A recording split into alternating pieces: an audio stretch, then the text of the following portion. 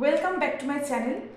আজকে তোমাদের সামনে আমি ডিসকাশন করব সবাত শ্বসন আর অবাত শ্বসন সম্পর্কে। তারপর আমি বলবো প্রিভিয়াস ইয়ারে এসএসসি জিডিতে এখান থেকে কি কোয়েশ্চেন এসেছিল। তো শুরুতেই জেনে নেওয়া যাক সবাত শ্বসন বা অ্যারোবিক রেসপিরেশন আর অবাত শ্বসন বা অ্যানারোবিক রেসপিরেশন সম্পর্কে। তো শুরুতেই জানি যে সবাত শ্বসন কি। সবাত শ্বসন হচ্ছে যেটা অক্সিজেনের উপস্থিতিতে হচ্ছে, আর অবাত শ্বসন হচ্ছে অক্সিজেনের অনুপস্থিতিতে হচ্ছে।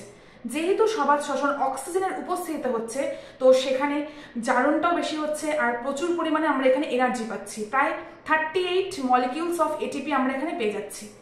আর অবাত শ্বসনে আমরা কি হচ্ছে, অবাত শ্বসনে আমরা এখানে 2 অণু এটিপি পাচ্ছি, কেননা এটা অক্সিজেনের অনুপস্থিতিতে হচ্ছে, সেই জন্য এখানে আমরা শক্তিটা কম পাচ্ছি। আর সবাত শ্বসনের ক্ষেত্রে গ্লাইকোলাইসিস হয় আর অবাত শ্বসনের ক্ষেত্রেও গ্লাইকোলাইসিস হয়। কিন্তু সবাত শ্বসনের ক্ষেত্রে গ্লাইকোলাইসিসের পরে 2 অণু পাইরুভেট উৎপন্ন হয়, ভেরি ভেরি ইম্পর্টেন্ট। আর অবাত শ্বসনের ক্ষেত্রেও 2 অণু পাইরুভেট উৎপন্ন হয়। কিন্তু সবাত শ্বসনের ক্ষেত্রে পাইরুভেট উৎপন্ন হওয়ার পর যে ঘটনাটা ঘটে সেটা হচ্ছে টিসিএ সাইকেল আর হচ্ছে অক্সিডেটিভ ফসফোরাইলেশন।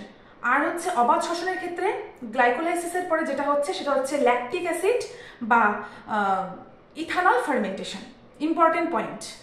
তাহলে আমরা মোটামুটি ডিফারেন্সটা বুঝতে পারলাম সবাত শ্বসন আর অবাত শ্বসনের।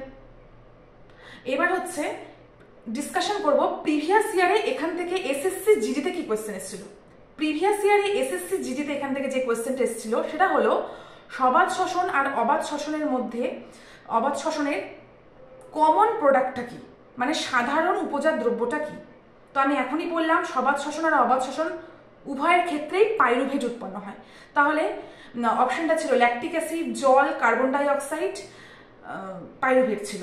তাহলে অপশনটা কি হবে? পাইরুভেট। আমি একটু আগেই বললাম সবাত শ্বসন আর অবাত শ্বসন উভয়ের ক্ষেত্রেই কিন্তু গ্লাইকোলাইসিসের ফলে পাইরুভেট উৎপন্ন হয়।